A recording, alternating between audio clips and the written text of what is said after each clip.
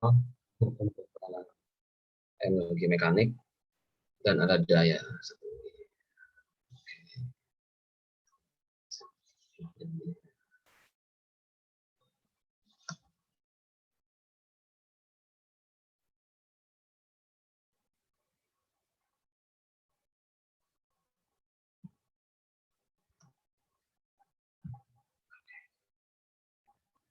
Oke, kita mulai dengan definisi usaha. Secara umum, usaha itu aktivitas pemindahan suatu benda dengan cara mengerjakan gaya terhadap benda tersebut. Jadi, syaratnya pasti harus ada gaya. Nggak ada gaya, nggak ada usaha. Oke. Terus juga bisa juga diartikan peristiwa usaha itu adalah peristiwa transfer energi. Nah, ini pasti ada kaitannya dengan energi potensial dan energi kinetik. Nanti akan kita bahas ya. Rumusnya ini kalian pasti udah familiar sekali. Nah, saya kira nggak perlu bahas terlalu dalam ya. Ini F kali delta X dikali cos theta, di mana cos theta ini sudut terkecil antara gaya dan perpindahan. Jadi gaya dan perpindahan itu kan dua-duanya besaran vektor. Nah, itu dua vektor itu membentuk sudut. Nah, pilih sudut terkecilnya. Sudut terkecilnya itu namanya theta. Oke. Nah, kalau misalkan gaya dan perpindahan itu searah menuju arah yang sama, cos theta-nya sebenarnya nggak hilang. Cuma karena sudutnya itu 0 derajat, kalau dia berarah ke arah yang sama, cos 0 derajat itu kan 1. Makanya kadang-kadang tulisannya cukup W sama dengan F dikali delta X. Demikian juga kalau arah gayanya itu berlawanan dengan arah perpindahan. Nah, kalau berlawanan itu kan sudutnya 180 derajat. Nilai cos 180 derajat adalah min 1. Jadi kadang kita nulis W sama dengan min F dikali delta X. Jadi min F, minnya itu asalnya dari nilai cos theta, dari cos 180 derajat, bukan dari gayanya, karena besaran vektor itu kan sebenarnya selalu positif ya. Ya, ini terjadi biasanya pada yang paling umum itu gaya gesek, karena dia arahnya berlawanan dengan arah perpindahan. Nah, sekarang kita coba yang mudah dulu.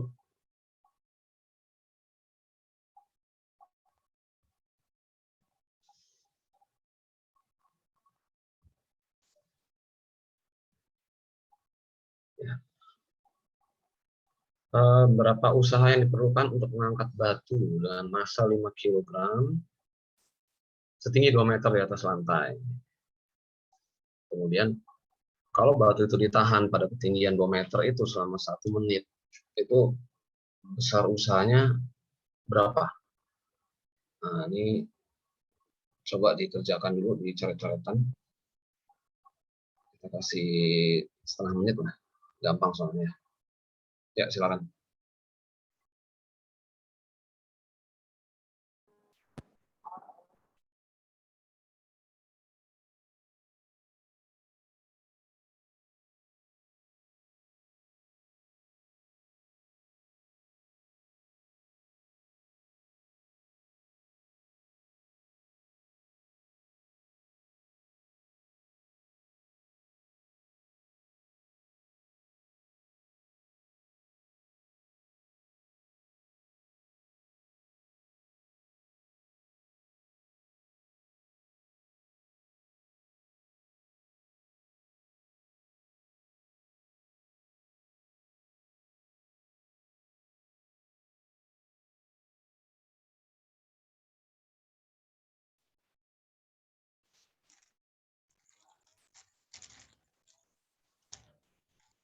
Udah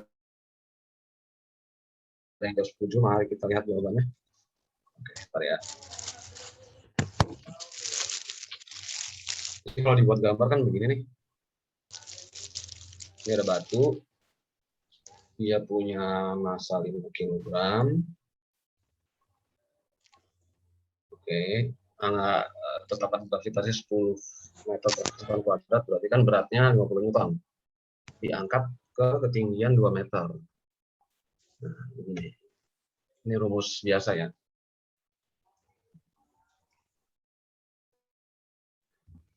Ini F-nya 50 Newton. Kenapa? Ini kita harus ingat dengan hukum Newton tentang gerak ya.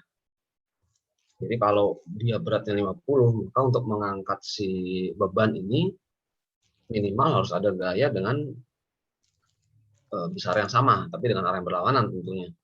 Jadi kalau kita memberikan gaya yang sama, dalam hal ini misalnya 50 Newton, itu maka batu akan bergerak lurus beraturan. Oke, gitu. Maka besar F-nya yang berarah ke atas adalah 50, sama dengan berat si batunya. Delta S 2, oke. Cos-nya, oh sorry, ini salah nih. Cos. Oh ya benar, sorry. Ini kan yang ditanya usaha yang dilakukan oleh gaya angkat ya. Gaya angkat itu kan ke atas. Gaya angkat ke atas, perpindahannya juga ke atas. Berarti sudutnya adalah 0 derajat. Berarti cos 0 derajat. Hasilnya 100 Joule.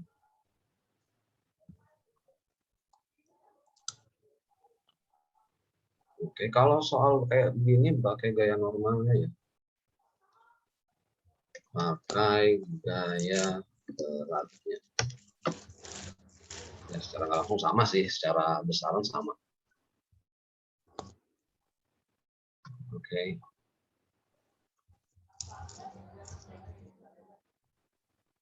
Oke, gimana? Membingungkan? Kenapa harus? Memang kalau gayanya lebih nggak bisa ya? Bisa sih. Ini semacam apa ya? Kayak asumsi umum. Ini kalau kita baca berbagai sumber di internet, baik dalam negeri Indonesia maupun luar negeri, selalu yang dipakai itu F-nya sama dengan gaya ke bawahnya. Gitu. Jadi ya, kita mengikuti kelazimannya aja deh. Yang kedua, untuk memindahkan balok massa 16 kilo sejauh 4 meter, diperlukan usaha sebesar 32 Joule. Kalau balok yang ditarik pakai gaya sebesar 10 Newton, tapi bidang horizontal, berarti besar sudutnya berapa? Oke, 1 menit dari sekarang. Kan?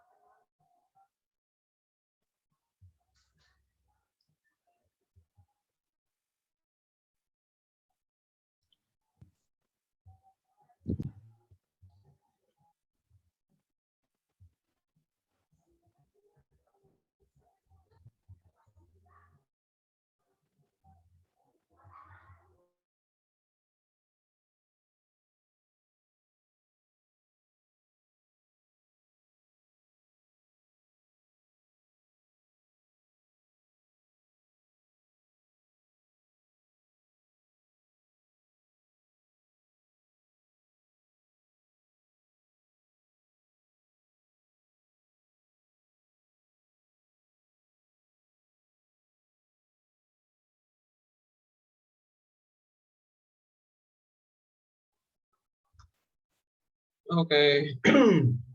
Sebelum saya jawab, ini tadi ada yang kelupaan. Sorry ya, maaf. Nomor satu tadi pertanyaannya ada dua ya. Selain besar, usahanya berapa? Terus kalau itu batu ditahan di atas terus, besar usahanya berapa? Nah, kalau pertanyaan kita kalau menjawab tuh pasti berdasarkan rumus ya. Syarat terjadinya usaha itu selain ada gaya, juga ada apa namanya perpindahan. Ada perpindahan. Nah, kalau kita mengangkat batu atau apalah yang berat banget ya, misalnya kayak barbel gitu, misalnya itu kan berat banget tuh, kita keluar gaya, pasti keluar gaya. Cuma ketika kita menahan barbel kan dari kepala nih, ditahan. Keluar gaya sih iya, ada gaya ke atas yang kita kasih, cuma nggak ada perpindahan. Si barbel itu kan nggak berpindah. Kalau kita angkat 2 meter ya 2 meter aja terus, jadi mau ditahan 5 detik, ya mau ditahan 10 detik, 1 menit, 1 jam, nggak ada usaha, karena nggak ada perpindahan. Jadi namanya usaha itu hanya ada pada saat kita mengangkat si barbel itu.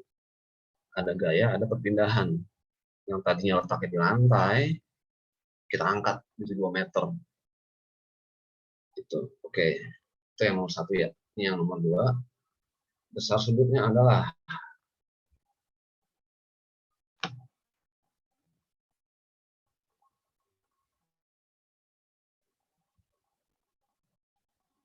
kembali ke rumus. Nah, ini yang dicari adalah tetanya, bro. Jadi kita urusin yang cos theta ya. Oke. Masukin angkanya 32 dibagi 10 dikali 4. Berarti 32 bagi 40 berarti 4/5. Sekarang berapakah tetanya? Nah, ini dia.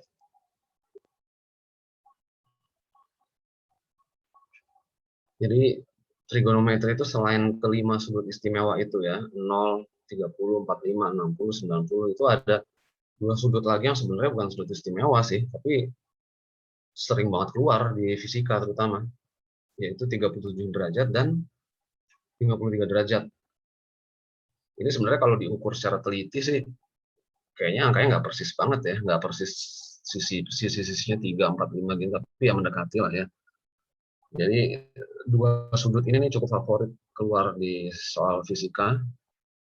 Jadi kalau cos tetanya 4/5, tetanya adalah 37 derajat. Tadi yang jawab 36 ya mendekati lah.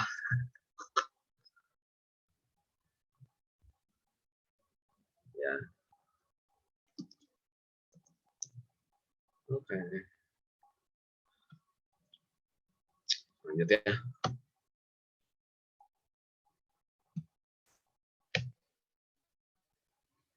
Menghitung usaha X gaya terhadap perpindahan. Ini sih sederhana ya. Jadi grafik ini menunjukkan besarnya gaya F yang diperlukan untuk memindahkan benda sejauh X gitu. Nah, besar gaya itu adalah luas di bawah wilayah ini nih, di bawah kurva itu grafiknya. Di sini kan bentuknya trapesium nih. Jadi kalau mau ngitung besarnya usaha, tinggal hitung aja besarnya trapesium. Ya, lalu rumus luas trapesium masih ingat kan, ini kita udah belajar dari zaman SD kalau nggak salah. Jumlah sisi sejajar dikali setengah tinggi. Ya, sebenarnya bentuk apa namanya bentuk grafiknya nggak selalu beraturan begini ya. Kita kalau ngelihat di soal-soal latihan kan biasanya paling bentuknya persegi panjang, bujur sangkar, segitiga, trapesium. Tapi sebenarnya nggak, bisa bergelombang, bisa segala macam lah. Itu hitungnya nanti pakai integral. Cuma itu kalau buat tingkat SMA sih saya belum pernah nemuin ya soal yang kayak gitu. Nah, jadi untuk sementara ini ya udah deh, hitung luas gini kan sederhana ya. Saya kayak nggak perlu berdalam banget untuk soal ini. Jadi kita lanjut aja ke uh, usaha yang dilakukan oleh beberapa gaya, karena kan uh, kenapa ada kenapa sih mesti ada cara menghitung usaha yang dilakukan oleh beberapa gaya? Ya karena kalau fisika itu kan tentang real life ya, kehidupan nyata. Jadi kalau di kehidupan sehari-hari itu nyaris nggak ada benda yang bergerak hanya gara-gara satu gaya aja. Pasti oleh beberapa gaya, makanya dijumlahkan pun, makanya untuk usaha ini pun kita harus menghitung berapa usaha yang dilakukan oleh masing-masing gaya itu. Kalau kita lihat ke rumusnya kan W sama dengan F dikali delta X ya, kali cos theta lah. Atau sederhananya F kali delta X. F itu besaran vektor, delta X itu besaran vektor juga, perpindahan. Nah, cuman ini operasi perkaliannya adalah perkalian titik nih. Perkalian titik, artinya apa namanya, apa sih istilahnya, dot product. Kalau dot product hasilnya adalah besaran skalar. Beda dengan kalau cross product, yang mana hasilnya adalah besaran vektor juga. Oleh karena itu usaha ini, W ini, dia adalah besaran skalar juga. Nah, kalau di besaran skalar, cara menjumlahkannya ya biasa, aljabar biasa. W total adalah W1 plus W2 plus W3 dan seterusnya, tergantung ada berapa gaya. Oke. Nah, contohnya begini. Sebenarnya ada cara lain juga. Ini ada dua cara sebenarnya sih, nggak harus satu-satu begini. Bisa juga dari sekian gaya ini dicari dulu resultannya berapa, dicari gaya tunggalnya berapa, baru gaya tunggalnya dikalikan, dimasukkan ke rumus, dikalikan dengan perpindahan. Oke. Nah, oke, ini silakan dicoba dulu. 1 menit. Ntar kita bahas ya.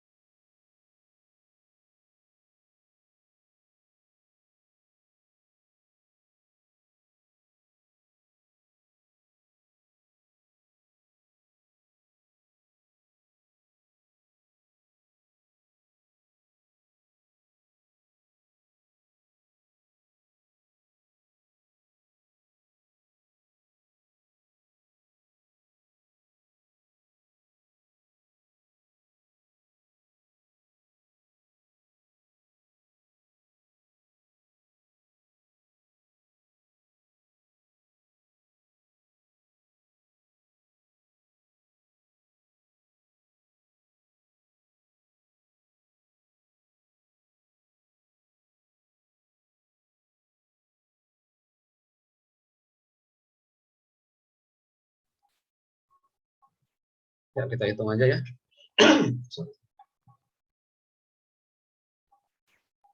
Oke. Bisa terpasalnya nyolek lah di sini. Sorry kalau nggak kebaca ya. Kita lihat usaha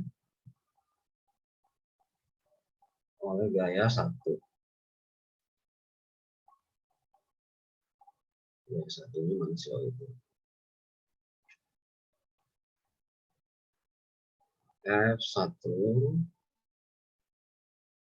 dikali delta X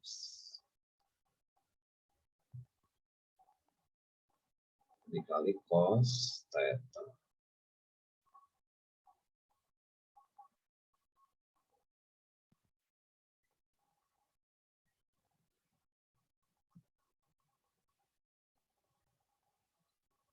Oke, kita lihat F1-nya adalah 20 Newton.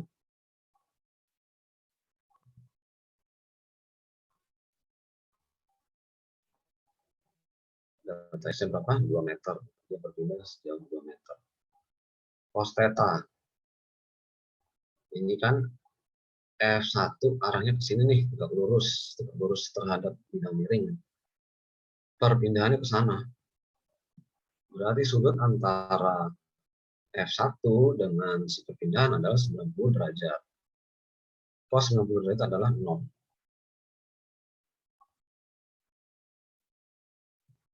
Artinya, usaha yang dilakukan oleh gaya 1 adalah 0 Joule. Ini juga bisa ditarik kesimpulan bahwa setiap gaya yang bekerja dengan arah tegak lurus terhadap perpindahan, itu gayanya 0. Jadi kalau di dalam materi ini kita nemu gaya apapun, mau itu gaya berat di bidang mendatar, mau itu gaya normal, atau gaya luar lainnya yang arahnya tegak lurus perpindahan, itu nggak usah repot-repot ngitung, pasti 0 gitu. Karena di sudutnya kan 90 derajat, sementara cos 90 derajat adalah 0 gitu kan. Sekarang W2-nya langsung aja ya, harus rumus F2 30 Newton dikali 2 dikali, oke, F2-nya nih, F2 ke sana, perpindahannya juga ke sana. Cos 0 derajat 1. Berarti ini adalah 60 Joule. Sekarang W3.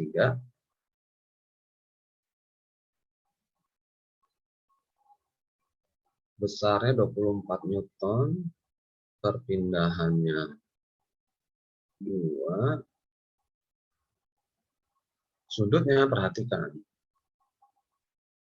F3 arahnya ke sini, perpindahannya ke sana. Nah, berarti sudut antara si F3 dengan arah perpindahan adalah, ini kita bisa tarik garis bantu nih. Ini garis bantu ya. Mau gambar garis putus-putus agak susah nih. Ini kan 90 nih.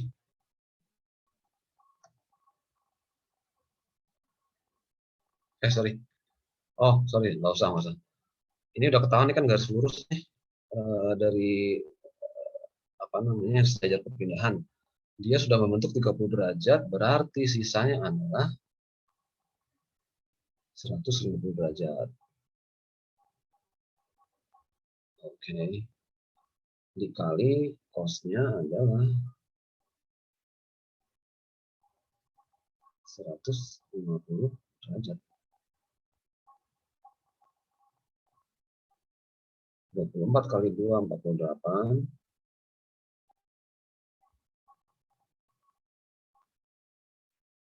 Cos 150 adalah, pasti udah pada tahu ya, apa namanya, sudut-sudut berelasi. Cos 30 derajat, tapi ini minus.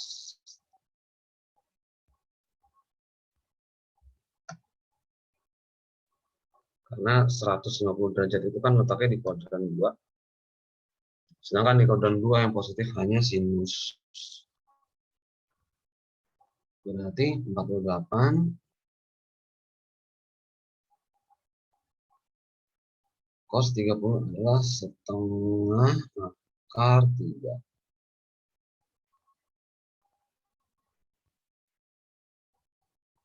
Berarti ini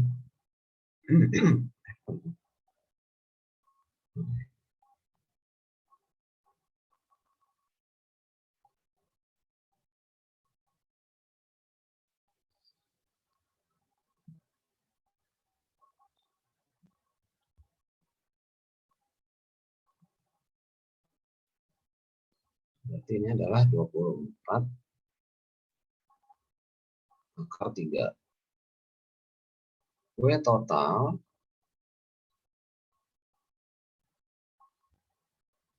ya ini 0 ditambah 60 ditambah 24 akar 3. Ini bisa dihitung pakai kalkulator ya.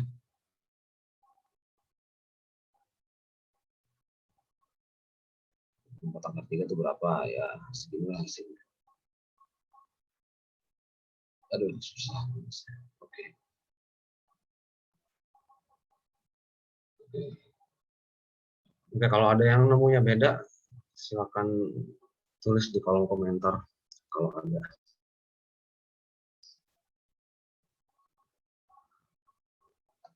Oke ya, clear ya. Bisa dicoba sendiri kalau penasaran cara kedua. Tadi yang saya bilang, ini 3 gaya ini dihitung dulu resultannya berapa. F1, F2, F3, resultannya berapa, kan dapat tuh gaya tunggal. Baru itu gaya tunggalnya dikali dengan delta X, 2 meter. Gitu. Hasilnya sama tuh.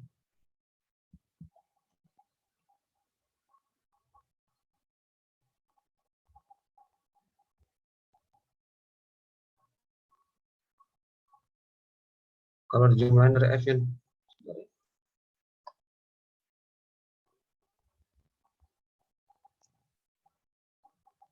oh iya, ini min ya, maaf, 48, sorry. Ini yang W3 ini min, saya lupa.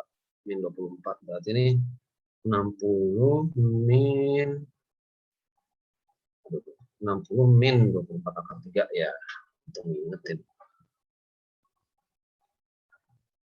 Oke, ini siapa tadi nanya? Karisa, tanda minnya nggak ngaruh sama sekali, ngaruh. Ini tadi salah. Sorry. Kalau dijumlahin dari F-nya dulu bisa kan, Kak? Bisa sih, nomornya beda. Jadi 10 akar 3 plus 36. Oh, 10 akar 3 plus 36. Oh gitu ya? Coba ya.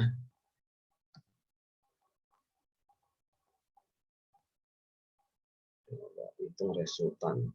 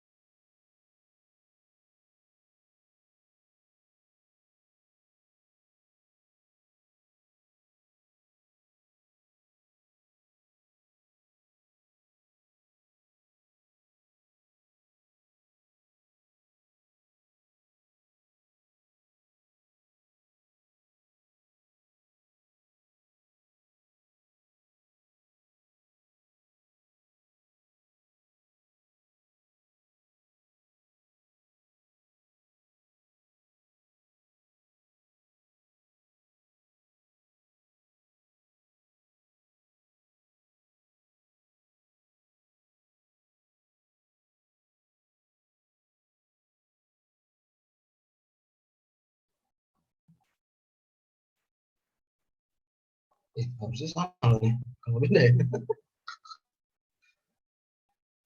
Kemarin udah nyoba-nyoba, hasilnya sama loh, serius.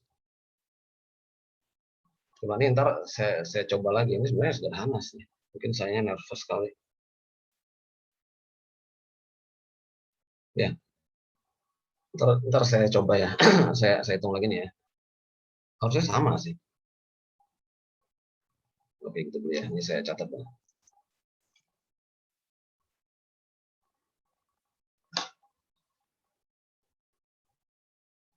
Oke, bentar ya, please.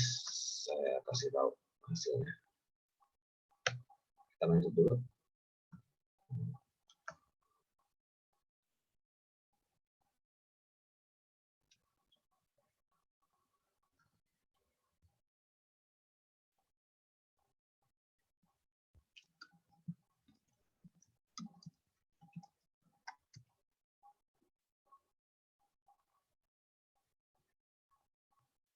Oh,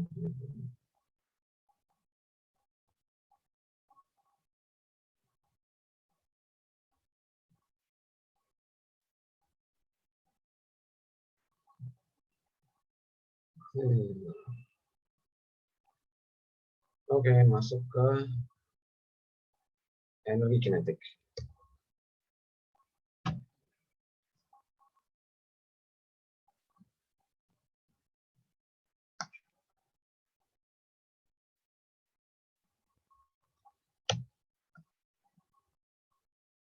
Kok suka nggak bereaksi begini ya?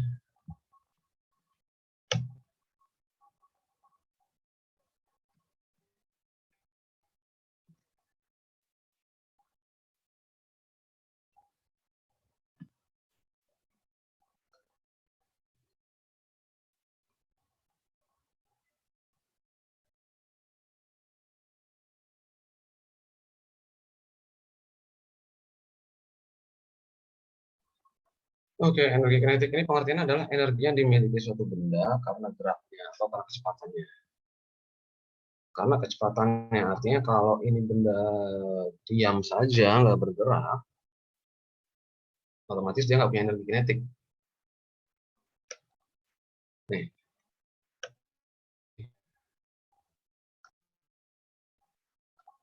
pertambahan energi kinetik berasal dari usaha yang dilakukan oleh gaya.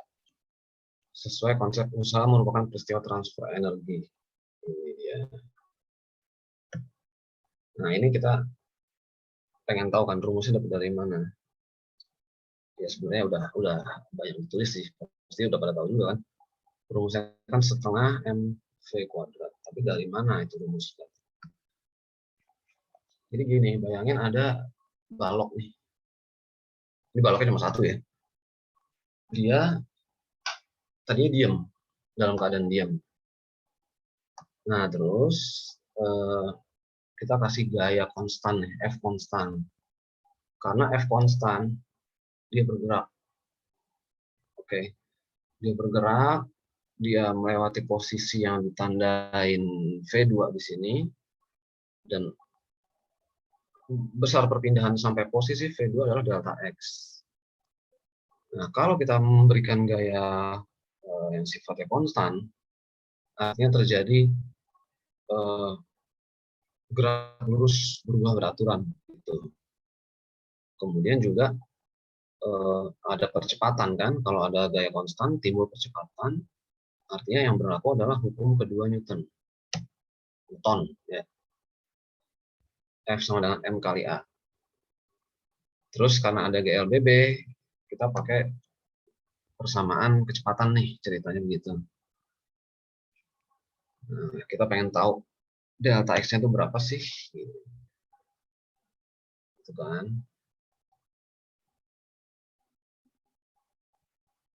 Oke, nah ini pada posisi kedua ini, usaha yang kita berikan untuk mendorong si balok ini seluruhnya berubah jadi energi kinetik. Gitu. Jadi di titik ini W sama dengan EK. Ya, karena eh, tadi didefinisikan dibilang usaha adalah transfer energi ya. Jadi dia berubah menjadi EK. Perhatikan bahwa besarannya usaha dengan besaran energi itu sama, Joule. Oke, jadi kuncinya di sini. W sama dengan EK, sementara W rumusnya kan F kali delta X. Oke, bisa ngikutin namanya sini ya. Nah, masukin nih rumusnya si hukum kedua Newton ini.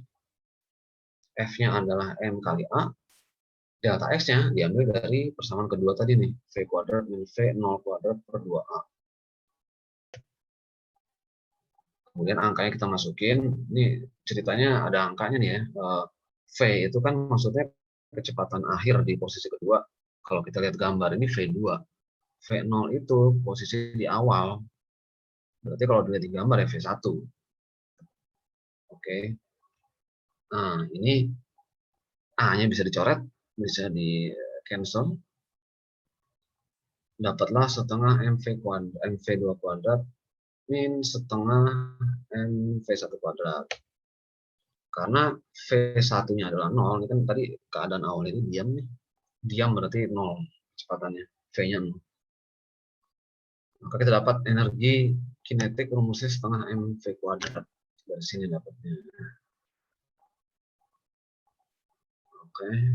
Ya. Nah, sekarang hubungan antara usaha dengan energi kinetik itu apa?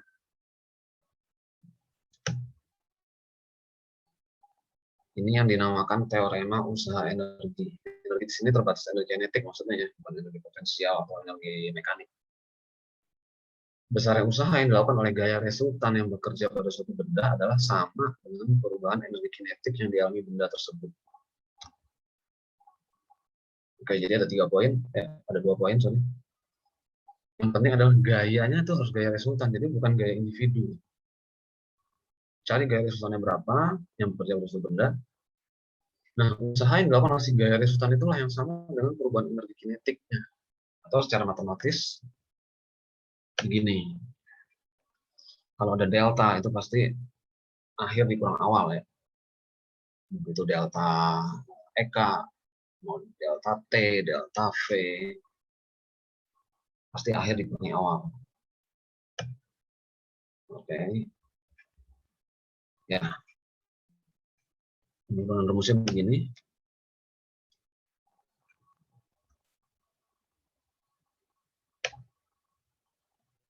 Nah, sekarang masuk ke contoh soal.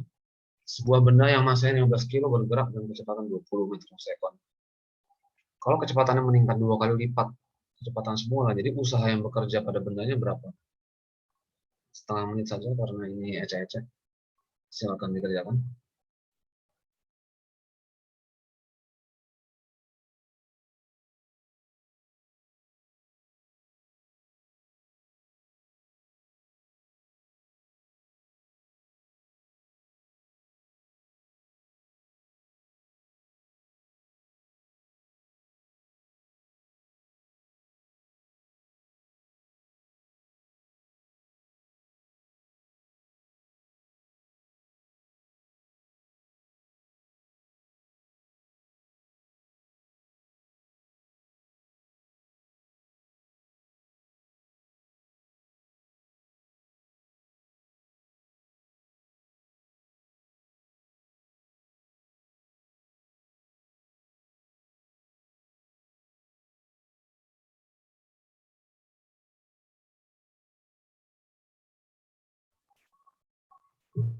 Seratus 150 joule taruhannya.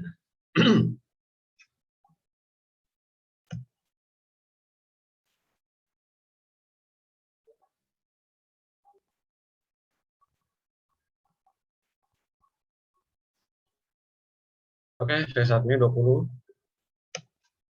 V2-nya kan 2 kali lipat, berarti 40.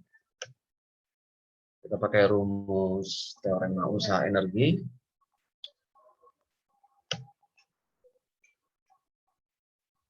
Ya, tinggal masukin aja, gampang kan ya.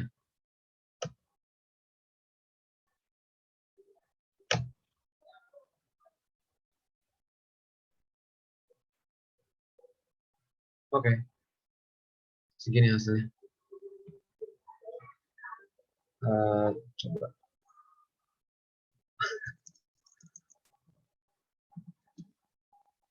Nah, oke. Ya, sip ya.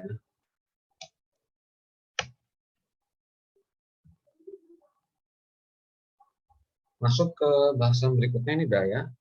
bahasa Inggrisnya power. Makanya kalau ada alat elektronik ada tombol power untuk matiin sama hidupin. Ya tetap aja kita menyebutnya tombol on off sih. Daya itu besarnya usaha per satuan waktu. Secara definisi mudah ya, usaha per satuan waktu ya berarti usaha per waktu, berarti W per T. Sekarang W itu adalah W itu kan usaha. Usaha itu kan rumusnya F kali delta X. Ya udah segini. Kemudian delta X dibagi T itu adalah kecepatan rata-rata. Jadi bisa pakai rumus ini juga nih. Jadi ada berapa rumus? Ada tiga rumus. Bisa langsung pakai W kalau udah ada angkanya, bisa pakai delta X, bisa pakai kecepatan rata-rata. Oke. Oh ya, satunya watt ya.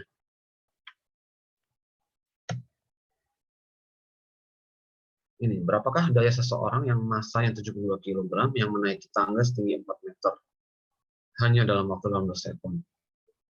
4 meter 18 detik. Lama tuh ya. Silakan dihitung dulu.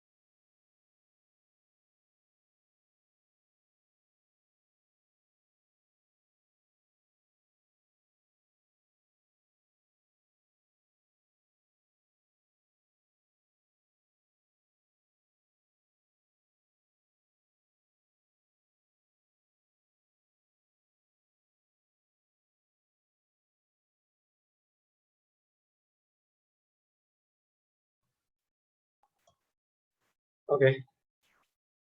Sekarang kita menjawab soal.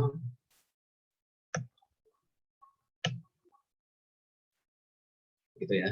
Ini kan semuanya satuannya udah SI kan, sistem internasional, jadi nggak ada yang perlu dikonversi. 160 watt. Oke.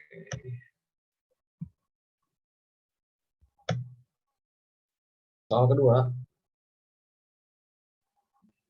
setengah menit lagi. Ini gampang ya.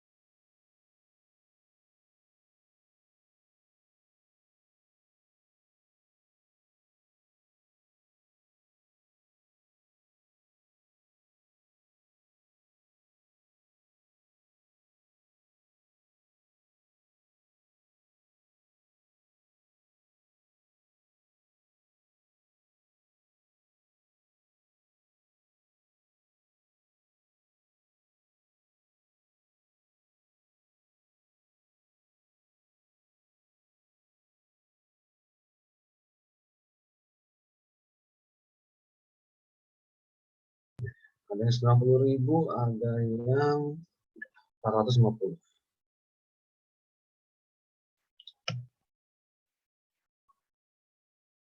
W-nya ini kan kita belum tahu ya, jadi mesti nyari dulu nih. Nah, caranya adalah, ini kan kita lihat nih, jadi ada perubahan kecepatan dari 40 ke 100. Nah, ini kalau ada perubahan kecepatan ini patut dicurigai berlaku rumus energi kinetik.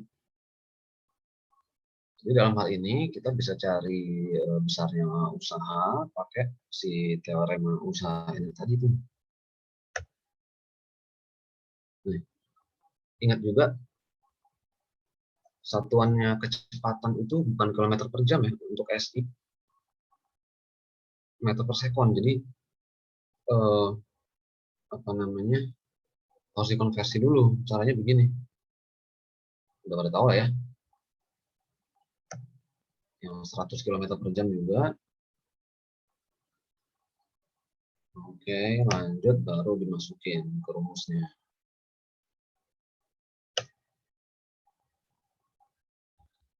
Nah, ini kan kita baru dapat ininya nih, usahanya sekian joule. Untuk ngitung daya, balik lagi ke rumusnya. T 8 sekon hasilnya 48.623 watt. Atau kalau di kiloin jadi 48,623 kilowatt. Coba salahnya di mana tuh?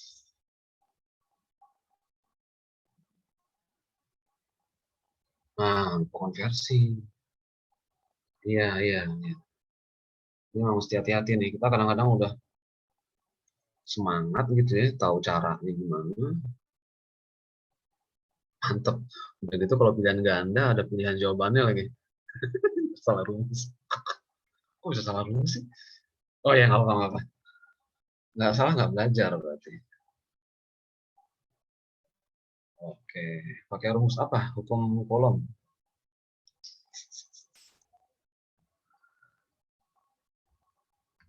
Oke, gini ya. Sekarang kita lanjut aja. Sebelum masuk ke materi energi potensial sama energi mekanik, ini ada pendahuluan nih, namanya gaya konservatif. Ada gaya konservatif, tapi tidak ada gaya liberal. Beda dengan politik. Oke? Secara definisi, gaya konservatif itu adalah gaya yang kalau dia melakukan usaha terhadap sebuah benda dalam menempuh suatu lintasan tertutup, maka besar usahanya adalah nol. Baik ditinjau di awal lintasan maupun di akhir lintasan. Sebenarnya kata kuncinya itu lintasan tertutup ya. Lintasan tertutup itu istilah lainnya kan loop, ya muter-muter aja, mau bentuknya kotak kayak, mau bentuknya lingkaran kayak, bentuknya nggak beraturan, pokoknya ujung start itu ketemu lagi sama ujung finish, itu namanya lintasan tertutup. Kalau lintasan yang nggak tertutup gimana ya, beda pasti besar usahanya. Contohnya gaya konservatif itu adalah gaya berat, atau biasa kadang-kadang disebut juga gaya gravitasi konstan kalau mau repot. Kemudian selain gaya berat ada gaya gravitasi Newton, dan juga ada gaya pegas. Ini kalau di tingkat SMA, tiga gaya ini nih yang disebut gaya konservatif. Oke. Sekarang kalau pengen tahu lebih jelas maksudnya, tadi kan definisinya ada bingung ya. Ini sekarang kita kasih contoh. Ini lintasan tertutupnya berupa segitiga nih. A ke B, C balik ke A lagi. Udah balok, baloknya cuma satu ya, bukan tiga. Masnya 10 kilo, jarak dari AB ke BC ke CA 5 meter. Ini berarti segitiga sama sisi. Kalau segitiga sama sisi berarti tiga sudutnya kan 60 derajat ya. Oke, sekarang kita coba hitung ya. Misalnya kita pakai gaya berat, hitung berapa usaha yang dilakukan oleh gaya berat. Kalau hasilnya 0, misalnya hasil totalnya ini dari A, B, B, C, C, A itu ditotalin hasilnya 0, berarti dia adalah gaya konservatif sesuai definisi. Lintasan AB. Oke. W cons itu maksudnya usaha, W itu usaha ya. Cons indeks cons itu maksudnya usaha oleh gaya gravitasi konstan.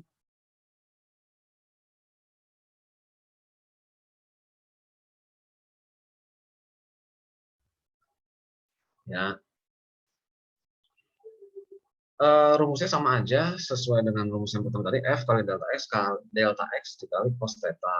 Oke, lanjut. W itu, oh ya, kita harus beda ini ya, W kecil dengan W besar. W besar itu usaha. Ini besar kecil diperhatikan nih. W kecil artinya gaya berat yang udah kita kenal sejak kelas 10. Rumusnya M kali G. Nah, sekarang kita masukin angkanya. M-nya 10, tetapan gravitasi 10, cos 150 adalah sekian, hasilnya adalah usaha yang dilakukan oleh gaya berat atau oleh gaya gravitasi konstan adalah min 250 akar 3 Joule. Itu untuk lintasan AB. Sekarang untuk lintasan BC. Nah, hati-hati nilai sudutnya adalah cos 30 derajat ya. Sudut yang dibentuk antara gaya berat dengan arah perpindahan ini 30 derajat. Jadi jangan salah bikin perhitungan sudut. Nah, hasilnya adalah usaha sepanjang lintasan BC adalah 250 akar 3. Sekarang satu lagi nih, lintasan CA.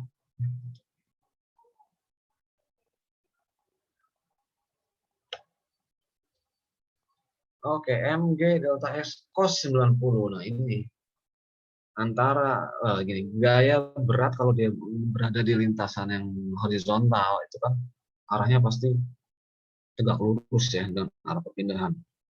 Berarti ini nggak usah capek-capek ngitung, cos 90 adalah 0. Hasilnya adalah, ketahuan sih, totalnya adalah 0 Joule. Dengan demikian terbuktilah bahwa gaya berat itu adalah gaya konservatif. Ini kalau dicoba sama gaya di luar 3 gaya itu ya, misalnya gaya gesek yang paling sering, hasilnya nggak 0. Dia bertambah terus. Dia mulai muncul di lintasan AB, muncul lagi di lintasan BC, muncul lagi di lintasan CA. Dan itu hasilnya nggak 0. Makanya dia disebut gaya tidak konservatif. Gitu. Oke. Ini usaha oleh gaya berat. Oke. Ini sebenarnya sih turunan dari rumus ya. Sama aja. Dan ini juga sudah kalian pasti sudah pada tahu. Nah, ini 3 gaya ini aja nih. Gaya berat, gravitasi Newton, gaya pegas. Bahkan kalau mau main statistik sih yang paling sering itu ya gaya berat sama gaya pegas ya. Kalau gravitasi Newton agak jarang sebenarnya sih. Cuma ya tetap perlu dipelajari. Oke, ini sekarang latihan lagi. Ya, 1 menit lah ya. Boleh dicoba. Silakan.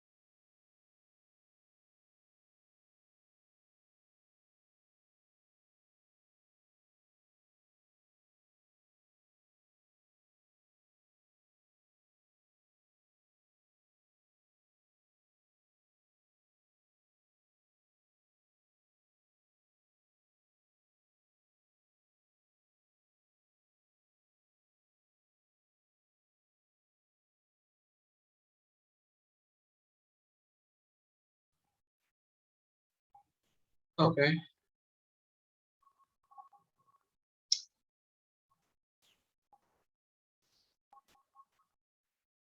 Serunya fisika itu, atau susahnya ya bisa dibilang juga, itu adalah ya kita belajar satu materi nih, usaha energi, cuma soal yang diujikan itu seringnya gabungan gitu, nggak cuma usaha energi tok. Jadi kayak misalnya kayak gini, ini kan ada unsur GLBB-nya ya, berbau GLBB nih, berlembaran vertikal. Oke, karena yang ditanya adalah massa. Ada apa nih, usaha yang dikerjakan gaya berat. Nah ini, oke, berarti pakai rumus ini ya. Ingat delta H itu tinggi akhir dikurangi tinggi awal. Nah sekarang masanya, kita kan nyari massa nih, tinggal diolah aja rumusnya.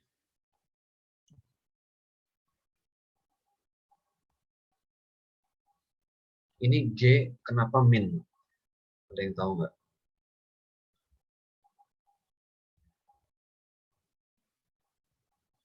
Ya karena dia berlawanan dengan arah gerak benda. Bola kan dilempar ke atas nih, sementara arahnya percepatan gravitasi itu selalu ke bawah. Makanya dikasih tanda minus. Oke. Nah, ini. Kadang-kadang yang ditanyakan bisa aja berapa usaha yang dilakukan pada saat bola mencapai ketinggian maksimum. Nah itu, ketinggian maksimumnya itu harus cari dulu pakai rumus GLBB. Pakai apa? V kuadrat sama dengan V0 kuadrat plus 2 AS. S-nya itu yang mencari dulu.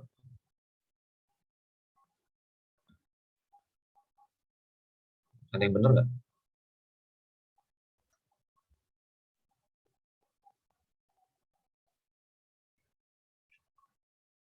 Oke, lanjut ya.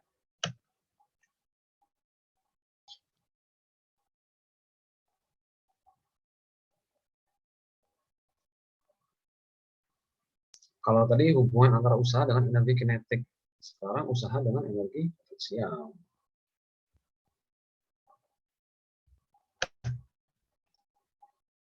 Kita udah pada tahu ya, energi potensial ini energi yang dimiliki benda karena letaknya atau posisinya.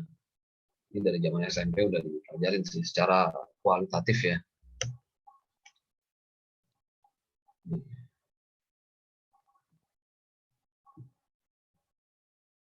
Nah, ini WK ini adalah usaha yang dilakukan oleh gaya konservatif.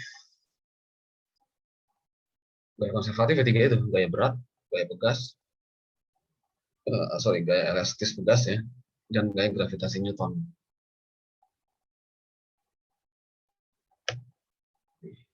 Bisa begini.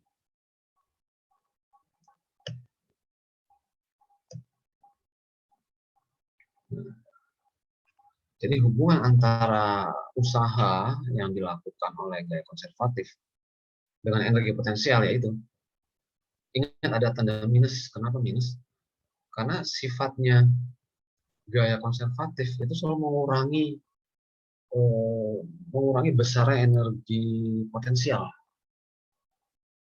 Makanya dikasih tanda minus. Oke. Nah ini rumus-rumusnya tetap dengan ketiga gaya ini, nggak boleh pindah.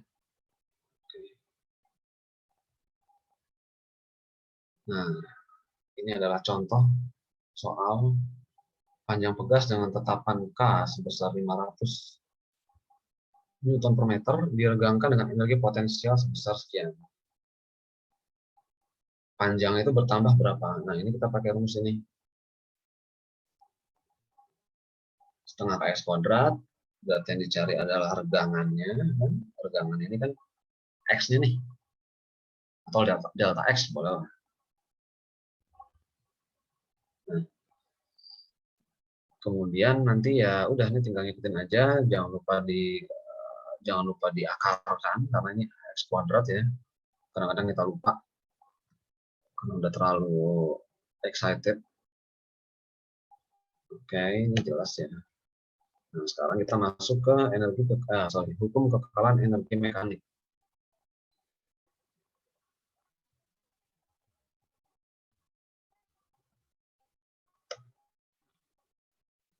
Ini adalah suatu pernyataan yang sudah kita kenal sejak lama. Energi tidak dapat diciptakan atau dimusnahkan. Energi hanya dapat diubah dari satu bentuk ke bentuk lainnya. Secara kualitatif kita tahu bahwa energi mekanik ini adalah penjumlahan dari energi potensial dan energi kinetik. Gitu. Secara kualitatif ya. Oke. Nah, sekarang kita lihat dulu ke teorema usaha energi yang tadi tuh. Nah, ini kaitan antara usaha dengan energi kinetik. Ya. Ini kan rumusnya nih, teorema usaha energi. W resultan itu adalah usaha yang dilakukan oleh gaya resultan. Gaya resultan yang bekerja pada benda itu bisa dibagi dua nih. Dua tuh begini. Ada gaya konservatif, ada gaya tidak konservatif. TK itu maksudnya tidak konservatif. Ya. Nah, sekarang kalau misalnya kita asumsikan misalnya yang bekerja hanya gaya-gaya konservatif saja, alias gaya tidak konservatifnya tidak ada, itu kan berarti persamaannya jadi begini kan. Oke. Sedangkan dari rumus yang hubungan antara usaha dengan energi potensial, kita dapat WK sama dengan minus delta EP. Artinya, kalau kita gabungkan kedua persamaan ini, delta EP adalah sama dengan delta EK. Nah, kalau kita pindah ruas, hasilnya 0, berarti delta E energi mekanik adalah 0, karena energi potensial ditambah energi kinetik sama dengan energi mekanik. Hasilnya 0. Oke. Nah, itu dari kalau ada delta berarti pasti akhir dikurangi awal. Energi mekanik akhir dikurangi energi mekanik pada keadaan awal hasilnya 0. Atau dengan kata lain energi mekanik akhir itu sama dengan energi mekanik awal. Dari sinilah makanya terbentuk yang namanya hukum kekekalan energi mekanik. Ya. Oke, tapi ada syarat. Tidak ada gaya non konservatif. Jadi kenapa dalam soal-soal latihan itu sering dikasih informasi bergerak dalam lintasan licin atau bidang miring licin. Nah, itu menjadi suatu indikasi bahwa kita bisa menggunakan rumus kekekalan energi mekanik ini. Artinya apa sih? Artinya nih, besar energi mekanik di semua titik itu selalu sama. Contoh di lintasan roller coaster ini, baik itu di titik A, di titik B, di titik C, di titik D, walaupun ketinggiannya berbeda-beda, kemudian tingkat kecuramannya juga berbeda-beda, itu energi mekaniknya sama. Lagi-lagi dengan syarat tidak ada gaya non-konservatif. Ya kalau dibawa ke real life sih kayaknya nggak mungkin ya, kalau si roller coaster nggak ada gaya gesek pasti ada kan. Cuma kalau dalam keperluan pembelajaran ini biasanya sekadar dianggap tidak ada gitu. Oke, sip. Sekarang coba dikerjakan dulu sebentar.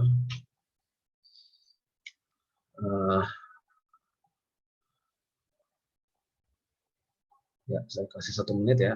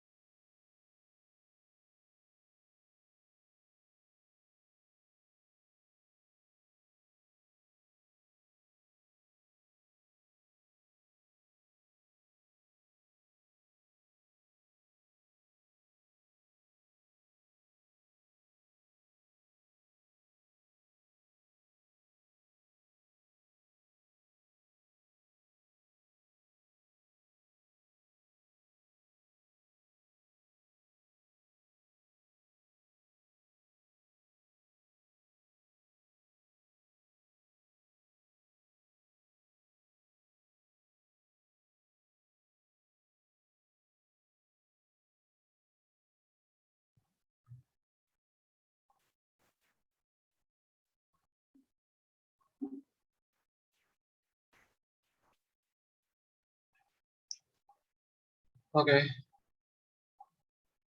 mari kita coba lihat.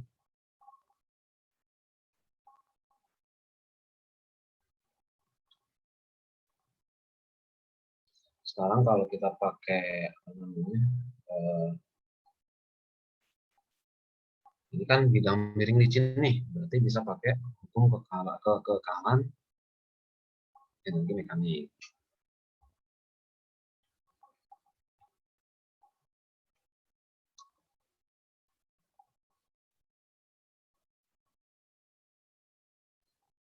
Bentar ya, ada pesan.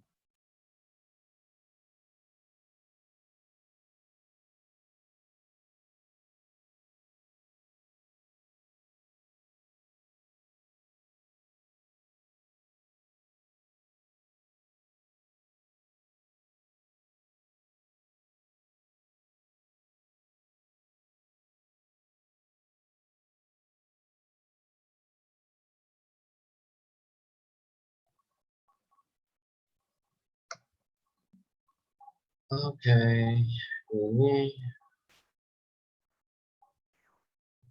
kurang lebih kalau digambarin begini ya. Ini ada kotak, dia ada di atas bidang miring licin, masanya 10 kilo. Bidang miring licin bentuk 30 derajat. 30 derajat. Oke. Menempuh jarak 10 meter sebelum sampai ke bagian bawah. 10 meter. Ya, gitu. Ini bawahnya bidang datar ya. Sekarang kecepatan akhir yang ditanya nih. Jadi pada saat posisi di sini, kecepatannya berapa?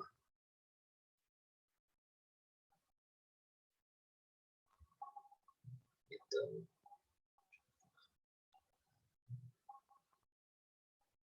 Ya. Nah, sekarang kalau pakai hukum kekekalan energi mekanik itu kan terdiri dari energi potensial dan energi kinetik. Nah, kita tentukan dulu nih, ini posisi awal yang di atas, ini kan tinggi ya. Posisi 1, ini posisi 2. Energi mekanik di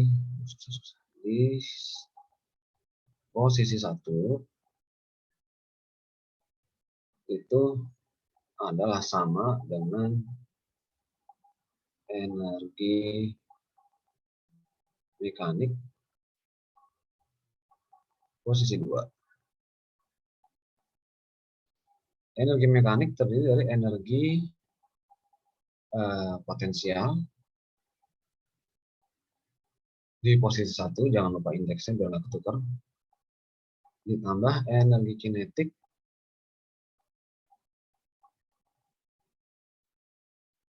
di posisi 1 juga, sama dengan energi potensial di titik 2 tambah energi kinetik di titik 2.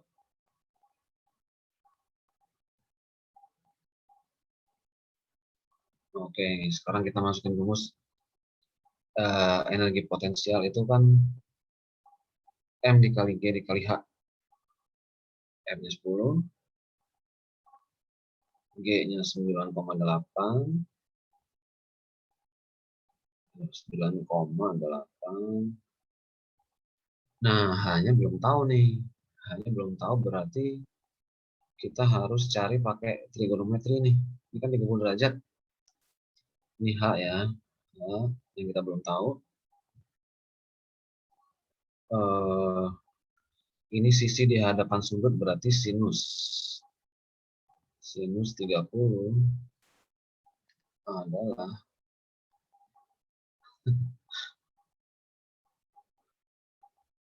H per sisi miring. Sisi miringnya 10 nih.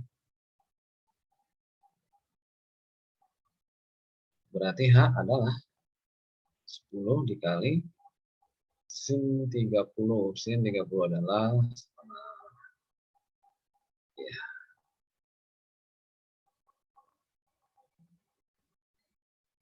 berarti ini 5 meter. So, balik rumus 10 dikali 9,8 dikali 5. Ini rumus energi potensial M dikali G dikali H. Plus energi kinetik itu setengah MV kuadrat. Pada posisi 1, V-nya adalah 0 karena dia diam nih. Otomatis setengah dikali M dikali 0, 0. Nah, kemudian di posisi kedua, energi potensial M dikali G dikali H, H-nya adalah 0 di sini kan, karena dia sudah mencapai dasar. Otomatis energi potensial di titik 2 adalah 0. Nah, sekarang yang ditanya adalah kecepatan kotak pada akhir bidang miring. Setengah, energi kinetik kan setengah mv kuadrat ya. Masanya 10.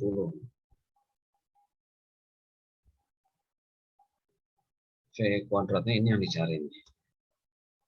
Oke, berapa ini? 98 dikali 5.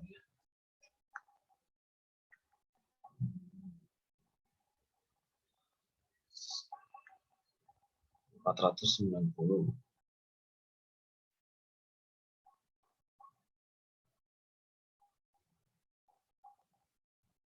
Kemudian ini 5V kuadrat ya.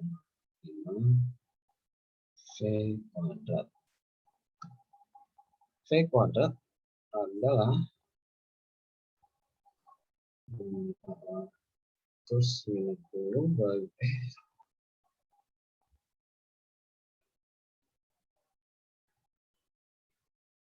98.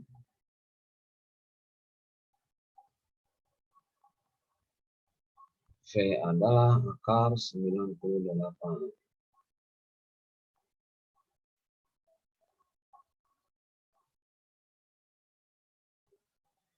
Akar 98 itu adalah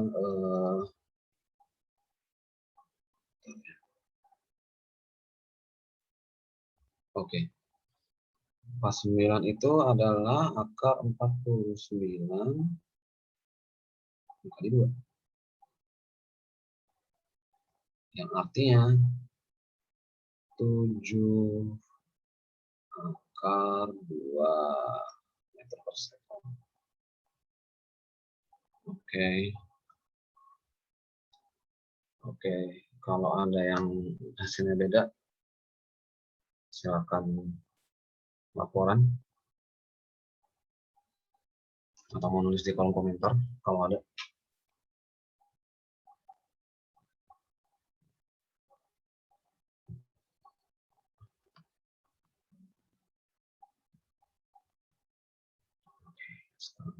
Ini jelas ya.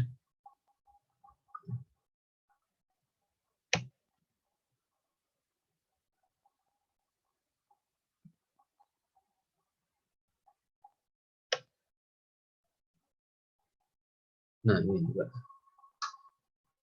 Sebuah balok bermassa setengah kilogram menumpuk pegas horizontal yang memiliki tetapan K sebesar 2 Newton per meter.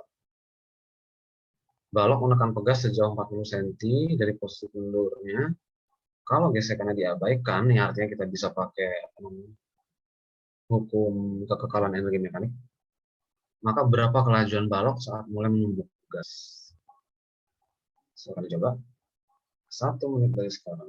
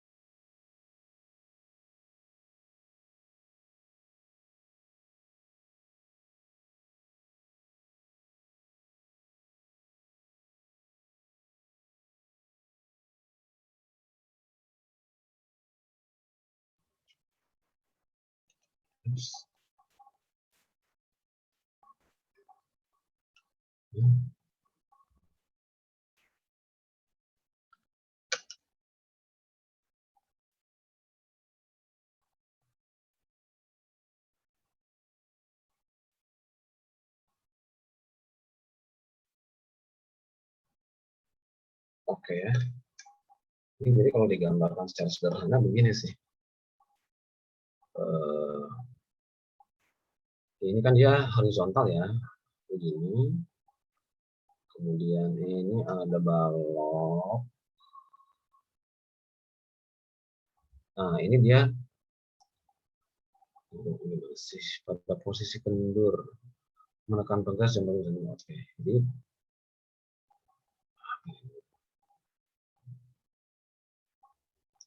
nah pegasnya begini nih. Cuma pegasnya masih dalam posisi relax, belum kompres, belum ditekan. Nah, kemudian si balok ini kan maju terus nih.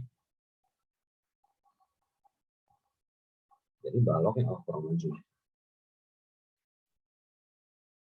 Si pegasnya itu jadi ini apa namanya tertekan mendekati tembok. Nah, ini kalau kita lihat kan ada selisih nih. Selisih inilah namanya delta X.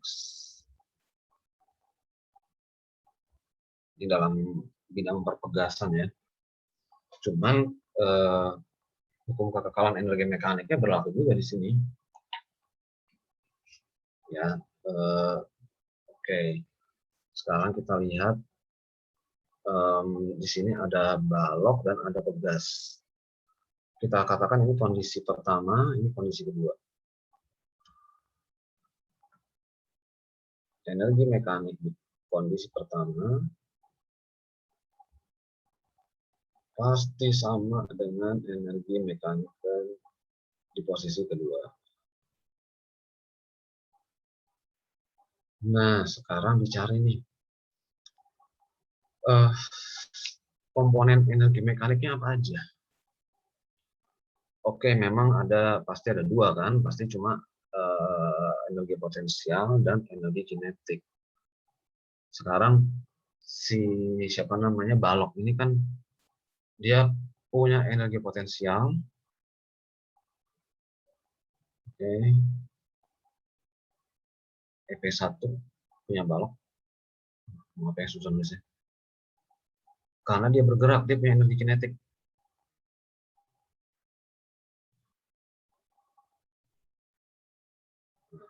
Punya balok di posisi 1. Si pegas hanya punya energi potensial. Karena dia nggak bergerak.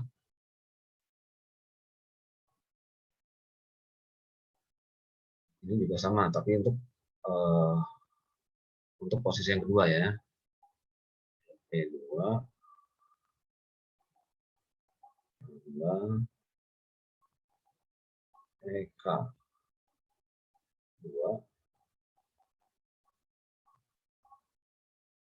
tambah EP2. Ini EP-nya ini maksudnya energi potensialnya si pegas ya. Nah, sekarang untuk energi potensial balok. MGH. Ini kalau di bidang mendatar, H-nya itu kan 0. Berarti dia energi potensialnya untuk si balok adalah 0. Gitu. Ya. Nah, kemudian energi kinetiknya pada posisi 1.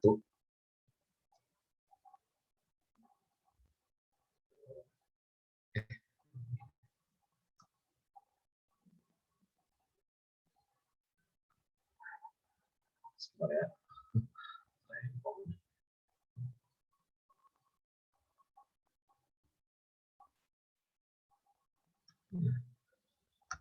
Ini setengah M kali V pada keadaan 1 kuadrat. Ditambah energi potensialnya si pegas. Energi potensial pegas adalah setengah dikali K dikali delta X. Ini kan belum ada, pada posisi 1 ini kan belum ada delta X nih. Karena dia posisinya masih relax. Berarti delta X-nya 0. Pada posisi 1 ini delta X-nya 0. Nah, pada posisi kedua, ini nih, ini delta X-nya adalah 40 cm. Atau kalau kita ubah ke meter ya, 0,4 lah ya. Nah, ini energi potensialnya pegas pada posisi 1 ini 0. Karena dia belum ada regangan maupun kompres, jadi posisinya belum terkompres. Energi potensial balok di posisi kedua tetap 0 karena dia posisi mendatar, H-nya adalah 0. Energi kinetik 2, energi kinetik ini punyanya si balok nih. Jadi saat dia menunggu pegas, ini kan dia berhenti nih, V-nya 0. Sehingga di sisi kanan ini kita menyisakan si energi potensial pegas. Setengah kali K delta X kuadrat. Nih. Oke. Sekarang saya pindah ke atas. Ini berarti sama aja setengah MV kuadrat MV1 kuadrat sama dengan setengah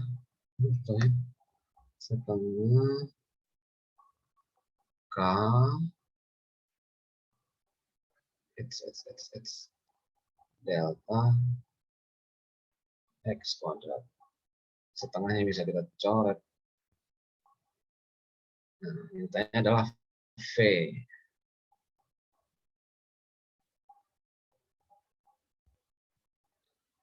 Adalah K delta X kuadrat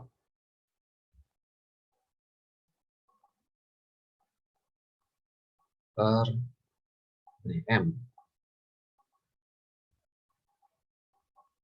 K-nya berapa?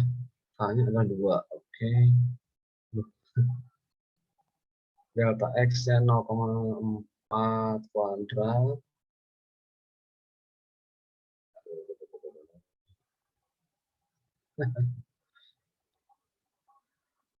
Bagi massa adalah 0,5.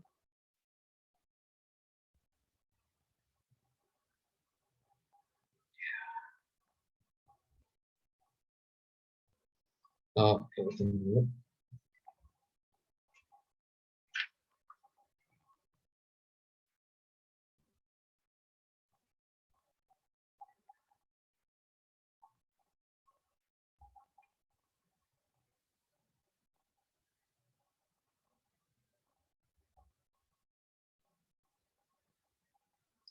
Nol koma enam empat.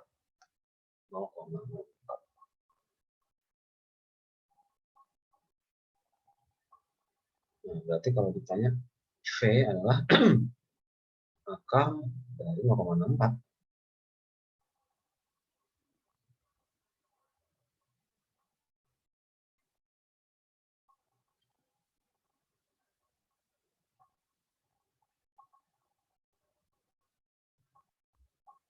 0,8 meter per sekon.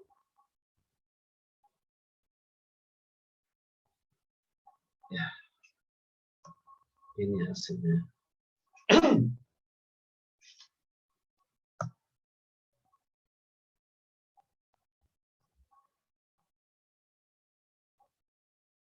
Ya, gimana, ada yang kurang jelas?